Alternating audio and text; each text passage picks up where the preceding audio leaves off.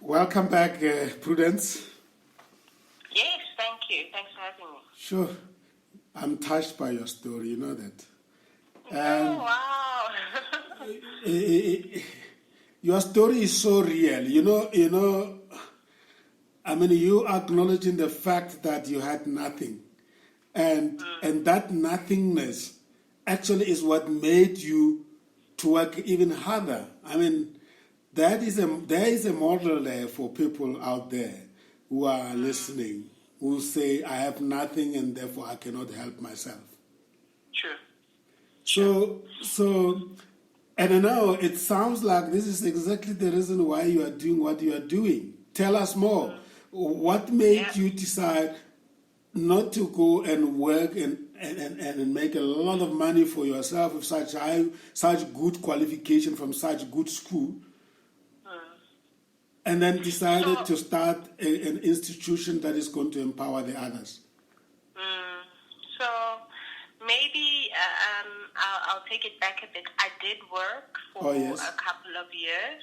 Mm-hmm. I worked for an IT institution, and I was brought in to do the triple BE empowerment, and it was easy. When they presented it to me, it was just look at the scorecard and assist us to leverage on our BE points, and also at the same time empower people the right way. And to me, when I looked at that, it looked like a job that could be done within a couple of days. Which IT company was that? It was Dynamic Visual Technologies, DVT. It's a big IT company. Mm-hmm. And when I looked at that, I was like, this is too easy for me.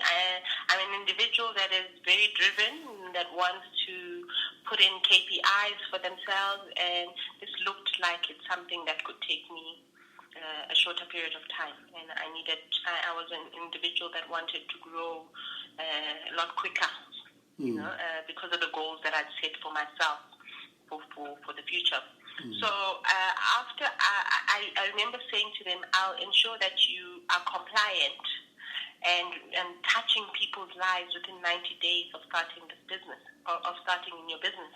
And they looked at me as though I was crazy, because they thought that 90 days, and because of that tight deadline for myself, in less than 90 days, I'd already partnered up with various organizations, partnered up with funding parties that would come in to ensure that empowerment was holistic. So after the 90-day period, I worked for the business for about a year and 6 months, and I remember presenting to the board of that business the triple BE scorecard, and after that, there wasn't a thank you slide at the end. There was a presentation of a business model. Wow. And I was presenting Dynamic DNA. And what I said to them was, this is a business that will empower people, educate them to bridge that unemployment gap, to bridge that digital divide, to bridge the inequality, and to ensure that people understand technology more efficiently and the innovations that surround technology. And I was brave to stand in front of all of the board members to do that, because at the time I was only 23 years of age. My goodness. There was that side of me who was saying, who are you to be standing in front of people who have years of experience, and you think you are presenting a business model to them that will assist you grow, that will assist the country grow? But then there was a powerful side in me that also said, oh, definitely. What you are presenting right now is powerful, and it will stand the test of time. So when they saw it, I also had figures in there. So I had a whole pitch deck for them, and they said, no, we'll give you an answer within the next couple of weeks. Within a couple of days, they came back and said, Prudence, we are willing to partner up with you. I took 51% of the business, and they took 49% of it. And that's how dynamic DNA really got. So you want to tell me that that's the dynamic that you went to work for? Yes. And you were given assignment to help them become compliant with BEE, and out of that you came up with an enterprise Dynamic that you are now leading. Correct. How many times That's exactly. How many times have you had stories like this ones in your life?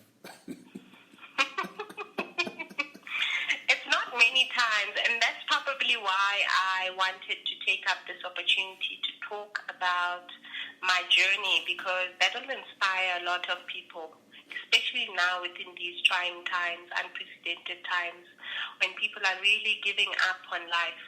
I'm one person that is lit up. When I hear people talking negatively, I have this thing of shutting.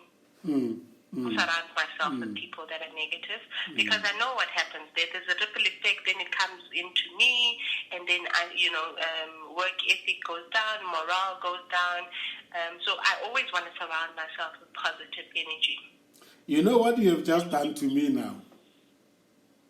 What have I done? You have just made me want to go out there and find many more Prudences. And I'm sure they are. Because this type of story, if it's not known, people think that they've reached it end, and you have just demonstrated that the universe has got a way of responding to you, right? Now, and you have made, there's so many questions I wanted to ask you that you make them so irrelevant now. But nevertheless, let me try my best. So, when you were at AAA, at Vega, were there opportunities for you to mingle with the industry?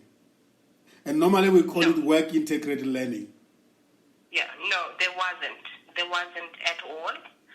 But I looked at the opportunity because I think what was different there was that they simulated the training environment. So it entailed both academics as well as the practical component. But the industry element for us to be in touch with them was not there. But I wasn't looking at that. I was looking at the holistic picture of what I'm getting and what I can potentially do with what I've gotten. And how did you find dynamic IT? How did I find dynamic DNA? No, the one that you went to work for. It looks like dynamic DNA. It comes out of the IT company. Come again? DBT. DBT. Yes. So how I found DBT was, prior to that, I worked at Reef Business Systems, which was a photocopy type of IT company. And I was the personal assistant to the CEO. I think maybe as well that's where the other fire came in. As a personal assistant, you get to do literally everything. And a lot of people get to complain as they're doing everything. To me, when I go into those meetings, when I see the CEO speaking with other CEOs, I would get inspired. I got first-hand experience that normally a lot of people wouldn't, especially at a young age. And what I also got from that was further opportunities because, like I mentioned, as a PA, you get to get dumped with literally everything. And one of the things that they had put onto my table was submission and compliance for work skills plans, submissions to the CETAs, and also compliance for BBBE. I got to really learn from there what BBBE was, how to calculate on a scorecard. And also they gave me the opportunity to go further my studies and study the BBBE qualification at Wits. So, that is where I think most of the learnings really started, and most of the drive further on really started as well. Yeah. Tell me about that BBBE studies at Wits. Was it a diploma? Or Or is it was a degree. So it was a degree equivalent. So it's an NQF level 8 qualification. And when you do that, you get to look at compliance, you get to look at governance, you get to look at scorecard analysis, you get to look at how to get companies compliant and doing things the right way. And it was a true eye opener, I think, for me, because one of the elements that are there is skills development and ownership, as well as enterprise development. So when I really got up and did that presentation to present, I was looking at it from, you are empowering an enterprise. You know, when I'm going to register dynamic DNA, you're going to be looking at enterprise development. You're also going to be looking at the element of skills development. But most companies in the IT industry are looking to capacitate skills. So because there's such a scarcity of skills when it comes to the IT, software development, programming, and especially within the fourth industrial revolution that we are in right now, you know, there are a lot of skills that are required that are not really necessarily available within the market. So I looked at that, and I also looked at ownership. When you look at ownership as an individual, if you are going to be a majority shareholder, what does that mean? You know, is it just the shares? Is it the actual dividends that are paid out? Is it management control? So it made me understand really, before even getting into a business, what it really means for someone being empowered from an ownership perspective. The type of qualifications you've done, a very specialized type of qualifications. Where did you get general management knowledge? Is it on the job? Well, I guess I'm also from your father's business, but I'm talking now at the corporate level. Did they give you good orientation program, introduction to all functions of the business, or you just how did you get that? I came with it, but I would like to commend the actual partners that I have in the business, because they took, especially within the beginning phases of the business, you know, not understanding the financial part of it. I was taken under their wing, and they would mentor me to understand what financials really means, you know, what. Before we get to financial audit, there's management accounts. What do the management accounts entail? From revenue up until gross profit, up until net profit after tax. All of those that are in there, what do they really mean? You know, and I got to understand it. So there was a lot of mentorship, and I got to learn a lot from them. And I hope that is something that a lot of individuals are doing to impart knowledge. Mentorship and coaching needs to be infused when you're busy grooming an individual. From a skill development perspective, from an ownership perspective, if you're bringing in someone who doesn't really know much, that is pretty crucial. And the mentorship program, was it formalized or it just happened on the go? So mentorship program, in the beginning it was formalized. We would know what type of objectives that we wanted to reach, and then we would also sign registers to show that that is what has been done. And then as we now are growing, you know, it's really informal, really. As we meet along and we learn a few things and you listen in, you need to be very attentive as people are speaking. That's the informal part of it that has also been part of the experience. Yeah. When people are listening to you, they will rush to conclude, and which is probably what I'm almost wanting to do, but I know it's not true. They will rush to conclude that your transition from one stage to another, your transitions were very seamless. Your transition from schooling to post high school studies, from high school studies to college to industry to entrepreneurship. It looks like they were just seamless, but there must have been struggles. Any struggles that you remember that you had to overcome during each of those interfaces? I mean, I don't think there's ever such a thing as a seamless way of going through things. There have been major challenges. If you are going into after matric, if you want to go into an institution, and if you don't have the financial capability, then you're unable to. But what I did was I never focused on that. I focused on opportunities. So I'm always an individual that looks at something that's negative and look at the opportunities. Same as COVID-19. When it came into effect, I looked at the opportunities thereof that could come into effect. I always look, even now, but also before, from a young age, I look at things and take it from an agile perspective.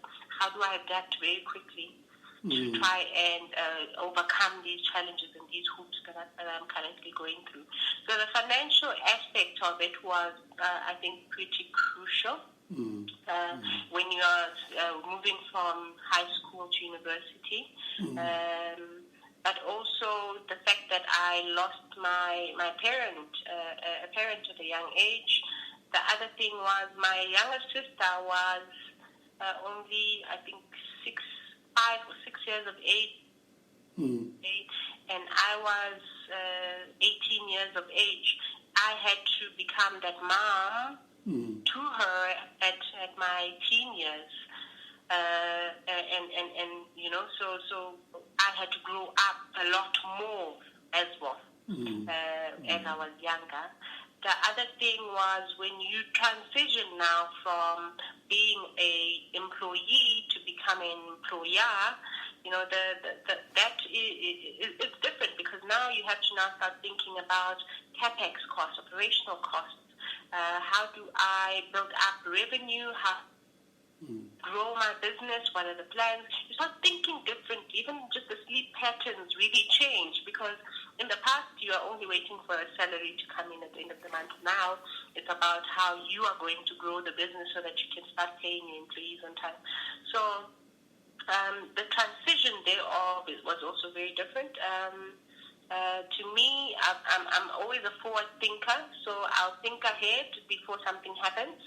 So even just the business, when I presented it, I knew how I was going to get funding and revenue into the business prior to it working out. I knew I had to start with the people and companies that I already had relationships with to build that clientele first before expanding onto it. And as the demand really grew for the business, we started getting more space, more employees, and now we employ close to 30 employees, working virtually, working in the physical space. But it's exciting how I have an outlook on life. It's very different, but challenges right through. Lovely. Are there any specific managers, or especially your first managers, that really gave you the start that you want to acknowledge? Yes, most definitely. So I would like to acknowledge firstly my friend, who woke up that morning to come to me knocking at my door, Lindy, who gave me that opportunity to say, there's this that is happening, just go there and see if you can get that opportunity to go study. So Lindy firstly. What is Lindy's surname? Lindy, she's married now. Now you're putting me on the spot. Okay, that's fine. That's fine. You don't have to if you don't. You don't have to if you don't feel comfortable. Yes, yeah. Yes. So then I'd also love to acknowledge my previous bosses, like Ian and Rob Cunningham, as well as the current board members, like Chris Wilkins, like Graham Fowler, like Vaughan Dietrich, Jaco van der Merwe, Jacques, and also I would like to acknowledge my team members, that I work with here at Dynamic DNA. I wouldn't be the type of manager. I call myself a manager because, title means nothing to me. But I wouldn't be an entrepreneur and CEO that I am without the team members that I have here at Dynamic DNA. So they're the ones that are actually driving me to work even harder. Yeah. So definitely my husband. Listen, we shouldn't forget him. Of course, my the husband, people. my kids, my little sister. Yeah, because you're taking out of them to put into the business in terms of time 100%. and energy and focus. But also the other thing that is very important, because this platform's purpose is to give career advice, career coaching, career guidance, entrepreneurship development insights, and continuous professional development insights through storytelling. That's really the model we are following. But the objective is to empower other people out there who are wondering what next. And if you don't mind, I want to also mention the fact that you're very open upfront about your age. And listening to you, the things we have done with even this 10 years after your marriage, and it's like you this is the time at which people start wondering what next.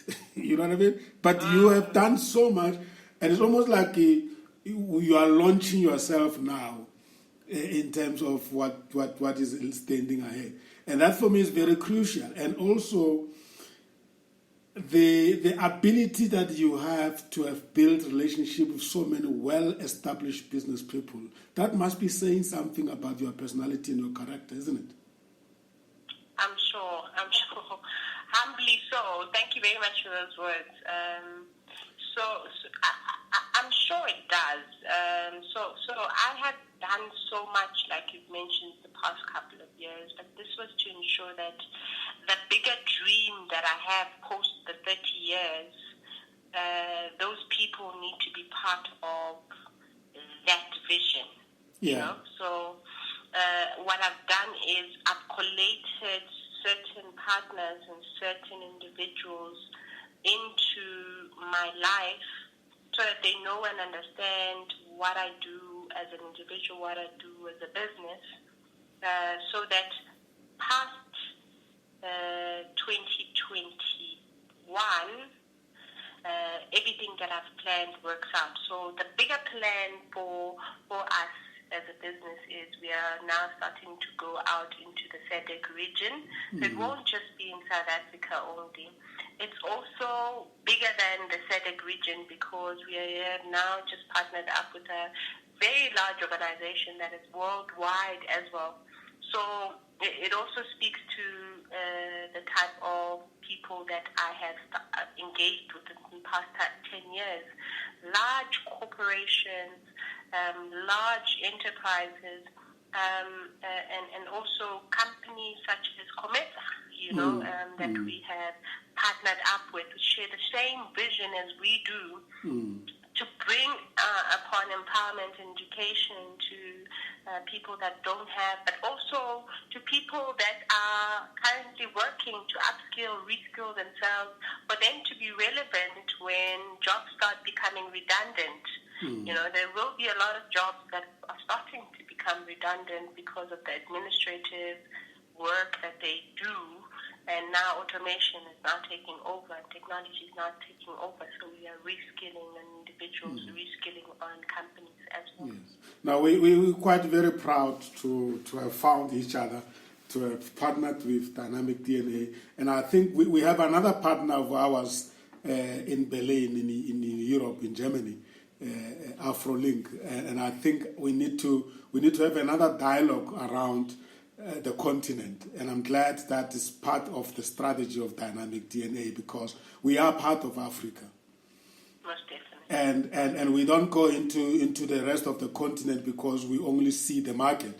We go into the continent because it is our duty as a country, as a member of the continent, to build our own continent. You can't go and build relationships outside the continent and then come back and try to find yourself in the continent. So I like what you're saying, that you have plans in the 2021 to go into the region, SADC region, and I'm sure we will follow up on that. And of course, as partners, we will probably be talking then. One other question that I wanted to ask you: do you believe in the concept of the life purpose?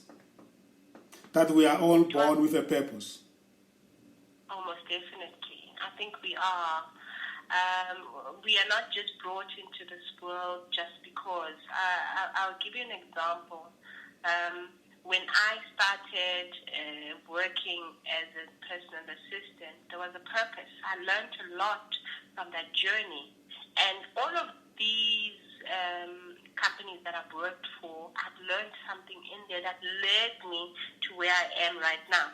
So we do live for a purpose. We're brought into this world definitely for a purpose. So let me ask the difficult one. What is your purpose?